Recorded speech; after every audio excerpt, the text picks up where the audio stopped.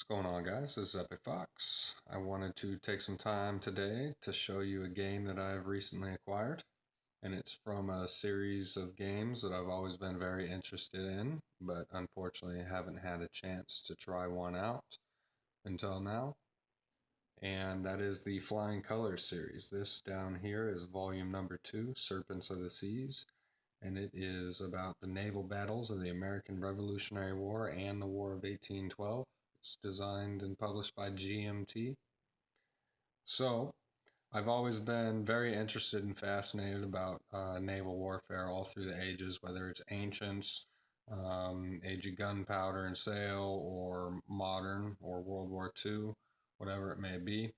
I particularly like the carrier operations of World War II, but then again, like I said, I am very fascinated by all time frames of naval warfare. And so I'm on this revolution kick right now, and I got off screen over to the right Liberty or Death, the American Insurrection coin series game by GMT. I got that set up right now, and I'm about halfway through, like my third time playing it, and it's a blast. It can be played solitaire as well. Anyway, that's besides the point. Back down to Serpent of the Seas here. So, like I said, I've never played the original Flying Colors game. So unfortunately, I can't make a comparison here. But what I can do is I can tell you about Serpent of the Sea and what I'm messing around with right now. And from what I know and I think I understand is very different is down in front of us, which is the Duel Map. And that's one neat aspect I like about this game. That's the reason I decided to go ahead and bite on Volume 2, and that's the duel system. So, in the playbook towards the back, after the many scenarios that this game includes, fleet size action scenarios, we move on to duel scenarios, which are historic duels, and there's two types. There's meeting engagements, and there's also the chase. So, meeting engagements is the victory is to either sink or capture, and the chase is if you're being chased to exit the map via the end of the world, or uh, basically stop running and sink or capture. So those are the two types of duels, and they can range from up to a maximum of two ships per side. So it could be one on one, or two on two. And everything down here on the duel map is pretty much included for what you need to play. You have your own ship status boxes for each ship up in the four corners of the map, and then you have a turn track marker over on the far right hand side.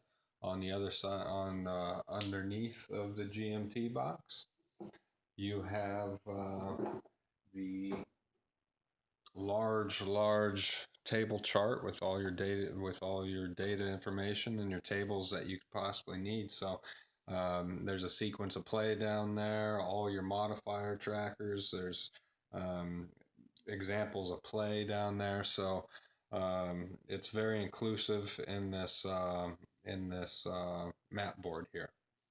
And another thing about it is that when you're playing the duels, it's almost the same sequence of play, except for it's minus the command system. There are no commanders involved in these actions.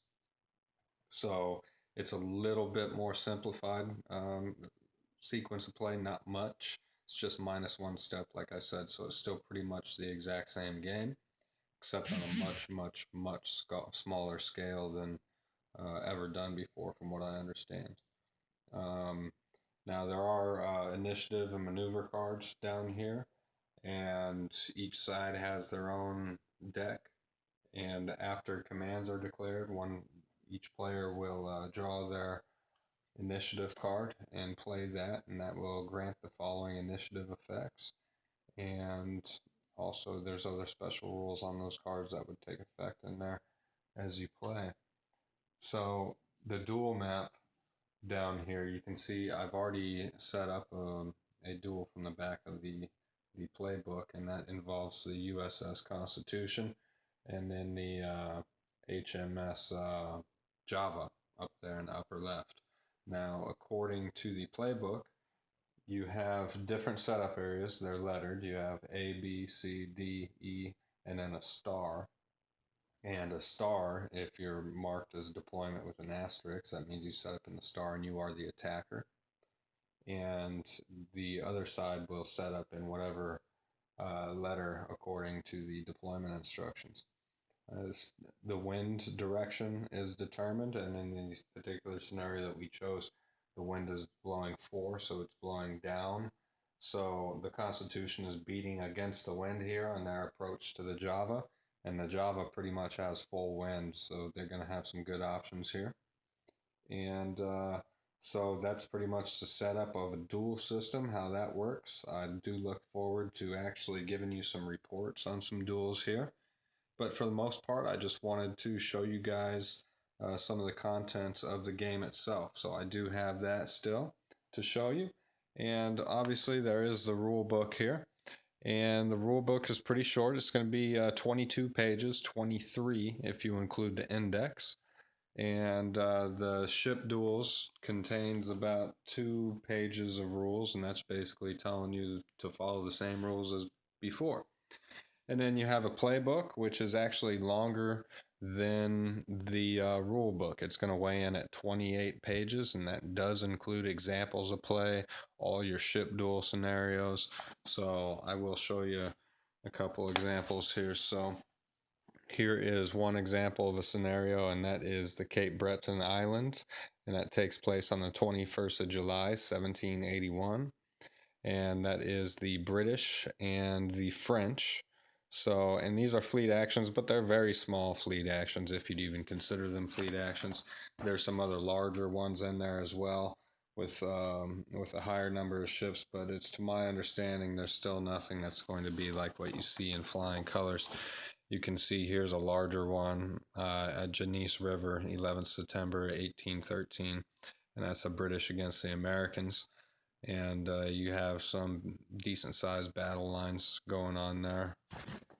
So, and then in the back, like I was telling you about here, is going to be a whole lot of ship duel scenarios on your right page here.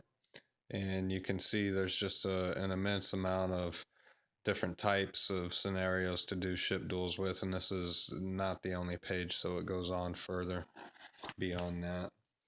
I'm very interested in playing this game. I have played War Galley, Caesar and Alexandria, a couple others in terms of board games, but you know, the majority of my experience with naval warfare comes with miniature wargaming. I have a large amount of uh, 1/600th World War II, Japanese fleets, American fleets, British fleets, a lot of stuff. So, and then that's not even moving on to the ancients miniatures that I have. So, and you know, I'm kind of new to some of the hex and counter wargaming. I've kind of stayed out of certain aspects of it for quite a while, many years, but I've just, you know, now I'm just having fun with it all. So that's cool. And there's not much difference, honestly. You know, instead of placing counters on the miniatures, you're placing cotton balls and doing all sorts of crazy stuff. So back to Flying Colors, Serpents of the Seas. It also is going to include 2 full-size maps, similar to what the Volume 1 players are used to. And the 2 maps are the same size as this map, except there's not a large hexagon. It's an entire it takes up the entire map. And afterwards, we have you will find 2 player aid cards inside the box here, and these do open up. And so it's a total of 4 pages of charts in each player aid card. And then there's the back, and it looks like I'm losing the sun here. It's raining and storming here on this on this early spring day. It's kind of strange down in the southwest to be getting this weather this time of year, but oh well. And then we'll move on to our counter sheet. It has 2 counter sheets, but this is the ship counter sheet. As you can see, I've already punched 2 ships out of there, the Constitution and the Java. But other than that, we have the British and the French and the American ships and fleets there, and a couple of the nationalities too. I don't know what they are because I haven't gotten there yet, so I'm interested to find out. I do think these are wonderful looking counters. I'm anxious for to get them punched out and get their corners trimmed, and then I can really start playing. So then there is one more counter sheet included, and that's going to be all your play counters. You know, it has your fired port, fired starboard, all your numbered counters, your hit counters, grappled, dismasted, struck, manpower, melee, anchored, grappled, on fire, a whole bunch of different stuff. So that is what comes with the game here. It also comes with a nifty little bag of dice, D10, 2D6, and a bag to store your counters in. So I will definitely be posting up some ship duels here. I'm very interested in doing the duel scenarios, and I have other people that are as well. So what's cool about those is I think that they may go quick after we get them down, and we could have some in-house tournaments and stuff. So pretty cool to me. Any naval game that we could do a tournament on a day, on a Saturday with some good sandwiches or something. It's gonna definitely be earning a spot up on my shelf. So until then, we will definitely do a part 2 on Serpent of the Seas. See you then. Later.